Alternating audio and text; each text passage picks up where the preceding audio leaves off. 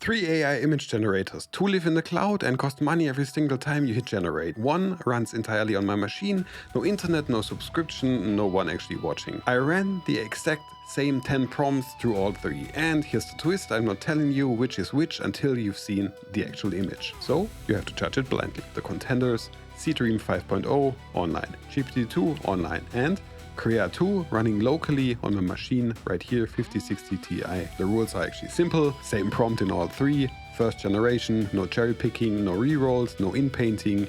The images are labeled A, B and C, and I'm of course reshuffling that order every single round. Round 1, smartphone party snapshot.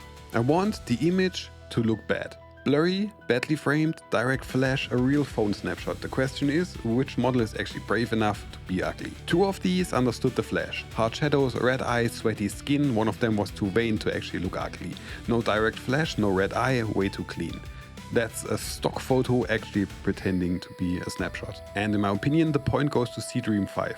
This one just feels the most like a real frame from someone's camera roll. And the most clean one, that was actually the local model. And no, I'm not using any LoRa's. Round 2. Döner at 2 AM. This is not about food photography, it's about food reality. I want grease, fluorescent lights, and of course regret.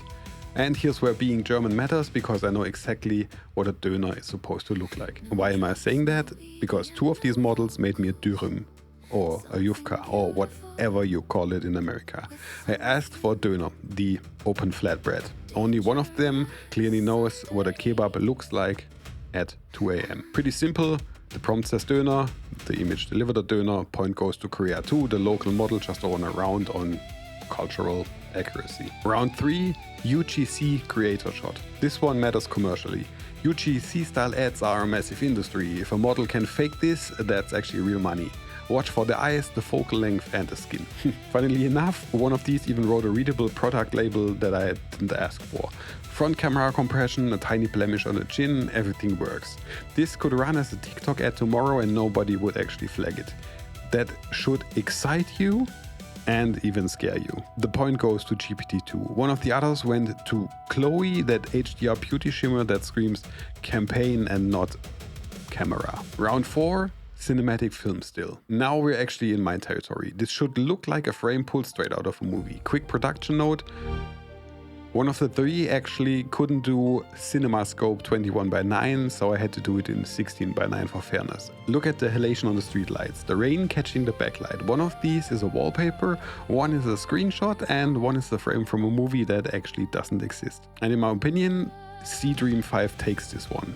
That teal amber grade and the bloom on the highlights is the most cinematic frame of the entire test. Round 5, text under pressure. Text rendering is still the great filter.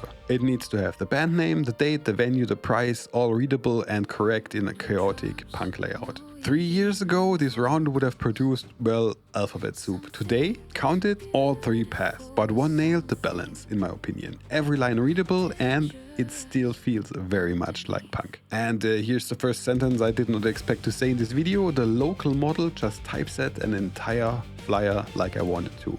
This point goes to Krea 2. Round 6.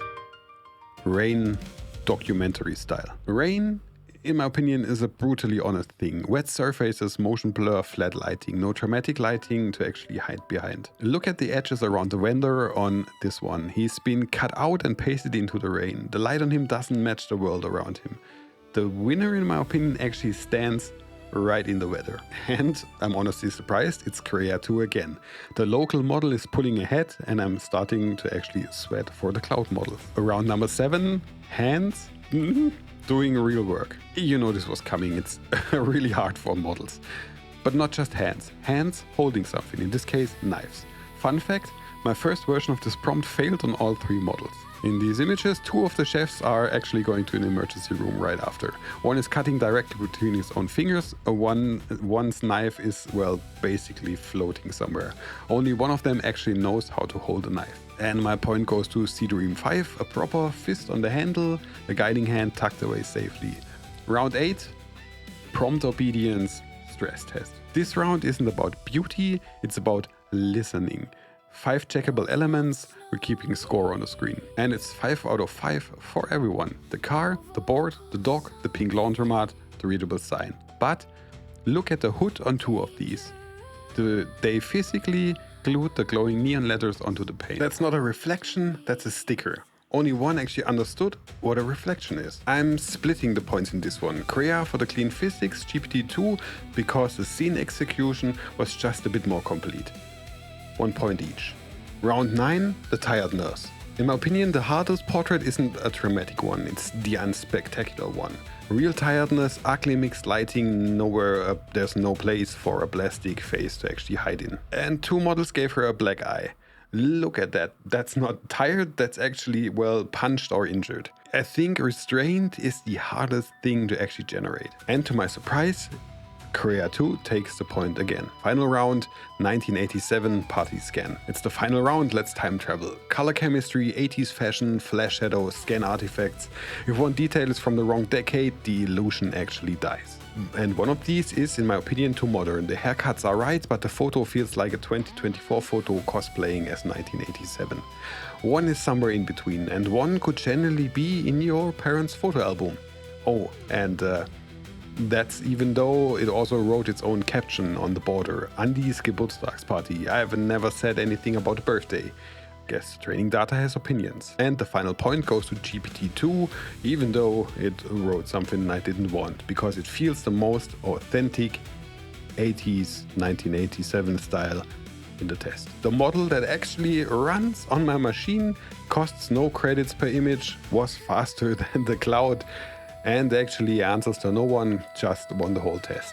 And behind it, actually the 2 paid cloud models tie for second, behind the free one. If you want to use that sentence again, the free one actually won. The cloud still wins in specific jobs. GPT-2 owns snapshot realism and UGC content because it makes money. If you need fake phone footage for Instagram or whatever, this is your tool. Seedream, in my opinion, because that's what it was built for, owns cinema.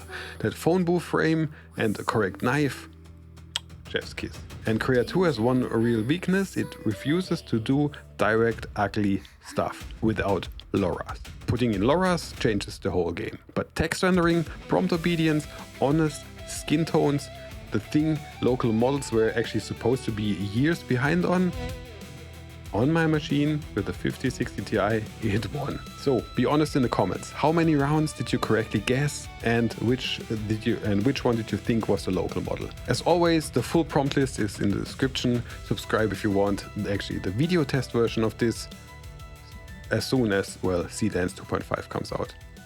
See you in the next one.